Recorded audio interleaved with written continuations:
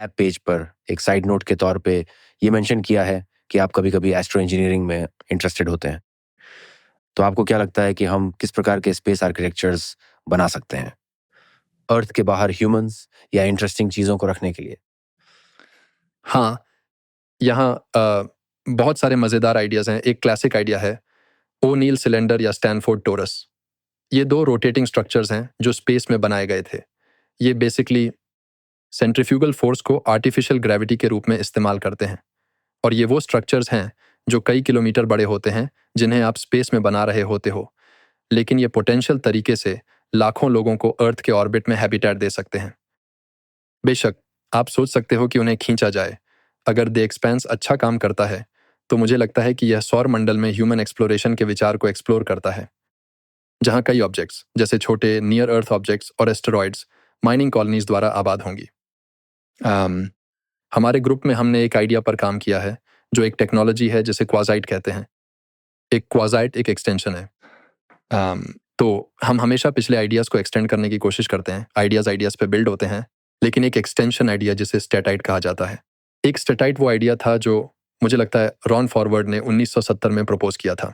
1970 में हर तरह के अजीब आइडियाज़ थे। मुझे नहीं पता तब क्या चल रहा था। मुझे लगता है कि स्टैनफोर्ड टॉरस, ओनील सिलेंडर और स्टेटाइट्स, ग्रेविटेशनल लेंस, लोग 70 के दशक में स्पेस के बारे में सपने देखने में बहुत मजा ले रहे थे। स्टेटाइट असल में एक सोलर सेल है, लेकिन यह इतना प्रभावी होता है कि रेडिएशन प्रेशर की बाहरी ताकत सूर्य के गुरुत्वाकर्षण की आंतरिक ताकत के बराबर हो जाती है, जिससे वह संतुलित रहता है। इसलिए इसे ऑर्बिट करने की जरूरत नहीं होती। नॉर्मली हम सूर्य की गुरुत्वाकर्षण शक्ति से खींचे जा रहे हैं, लेकिन हम सूरज के करीब नहीं जा रहे हैं। हालांकि हम सूरज की तरफ गिर रहे हैं क्योंकि हम ऑर्बिट में हैं, जिसका मतलब है कि हमारी ट्रांसलेशनल स्पीड बस इतनी है कि हम सूरज से एसेंशियली वही एल्टीट्यूड पर बने रहते हैं।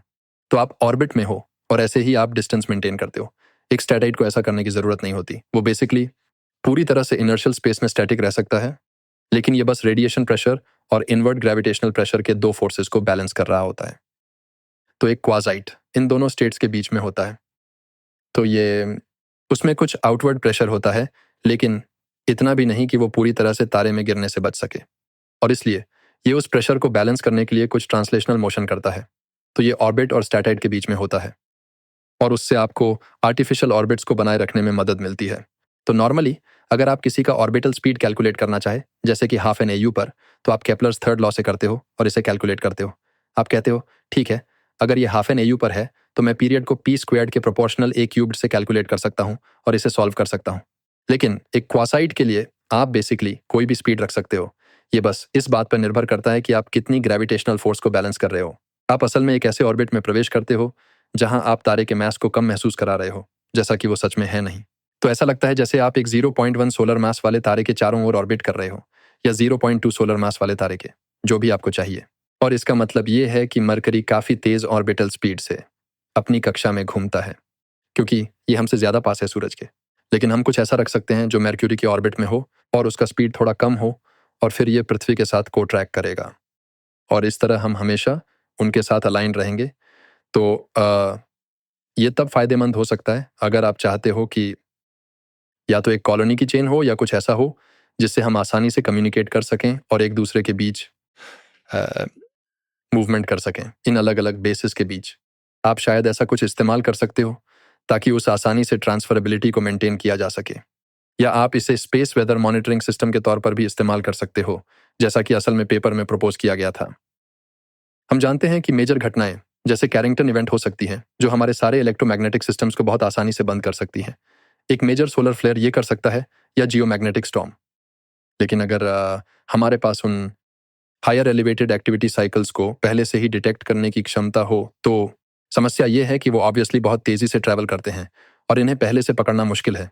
लेकिन आप एक स्टेशन रख सकते हो जो असल में सोलर फ्लेयर्स को पृथ्वी की सतह के पास से बहुत करीब से सैंपल कर रहा हो, और जैसे ही ये कुछ सस्पिशियस डिटेक्ट करता है मैग्नेटिकली, ये तुरंत उस जानकारी को लाइट की स्पीड से पृथ्वी पर भेज सकता है, और आपको शायद आधे घंटे का वार्निंग दे सकता है कि कुछ बुरा आ रहा है। आपको अपने सारे सिस्टम्स बंद कर देने चाहिए, या अपने फाराडे केज में चले जाना चाहिए और अपनी सुरक्षा करनी चाहिए। और इस तरह ये क्वाजाइट से कूल ट्रिक है जो फिर से फिजिक्स के लॉस को हैक करने की तरह है। ये यूनिवर्स के द्वारा हमें दी गई एक और एक्सप्लॉइट की तरह है, जो हमें इन आर्टिफिशियल सिस्टम्स को बनाने की अनुमति देती है जो अदरवाइज काफ़ी ज़्यादा डिफ़िकल्ट होते। तो ये नेचुरल फिनोमेना का फ़ायदा उठाने जैसा है। हाँ, ये हमेशा सबसे अहम चीज़ होती है। मेरे दिमाग में ये नेचर के साथ काम करने की बात है, उसके खिलाफ नहीं। मैं एस्ट्रो इंजीनियरिंग को ऐसे देखता हूँ, आप नेचर को कुछ करने के लिए मजबूर करने की कोशिश नहीं कर रहे। इसी वजह से मैं हमेशा सोचता हूँ कि सोलर एनर्जी इतनी पावरफुल है, क्योंकि न्यूक्लियर फ्यूजन के खिलाफ लड़ाई में आप असल में एक ऐसी लड़ाई लड़ रहे हो जिसमें प्लाज्मा को एक बेहद छोटे स्पेस में कॉन्फाइन करने की कोशिश हो रही है। सूरज ये काम मुफ्त में करता है, उसके पास गुरुत्वाकर्षण है, और इसलिए असल में जो एक सोलर पैनल करता है वो यही है। ये एक nuclear fusion reactive fuelled energy system है, लेकिन ये ग्रेविटेशन का इस्तेमाल कन्फाइनमेंट के लिए करता है और एनर्जी कलेक्शन के लिए एक बड़ा स्टैंड ऑफ डिस्टेंस रखता है। और इसलिए ऐसे ट्रिक्स होते हैं। ये एक बहुत ही नाइव और सिंपल ट्रिक है इस मामले में, जहां हम नई चीज़ बनाने की बजाय स्पेस इंफ्रास्ट्रक्चर या एस्ट्रोफिजिकल इंफ्रास्ट्रक्चर जो पहले से ही मौजूद है उसका फ़ायदा उठा सकते हैं। हाँ, मुझे लगता है कि मानव इतिहास के लंबे समय में शायद प्राकृतिक घटनाएं ही सही समाधान है। ये सबसे सरल और सुंदर समाधान है, क्योंकि सारी शक्ति पहले से ही मौजूद है। यही कारण है कि एक डायसन स्फीयर लंबे समय से एक आकर्षक विचार है। लेकिन आप नहीं जानते कि एक डायसन स्फीयर कैसा दिखेगा, लेकिन कुछ ऐसा जो सूर्य में पहले से मौजूद ऊर्जा का उपयोग करता हो, वह आर्टिफिशियल न्यूक्लियर बनाने से बेहतर है। लेकिन फिर हमें एआई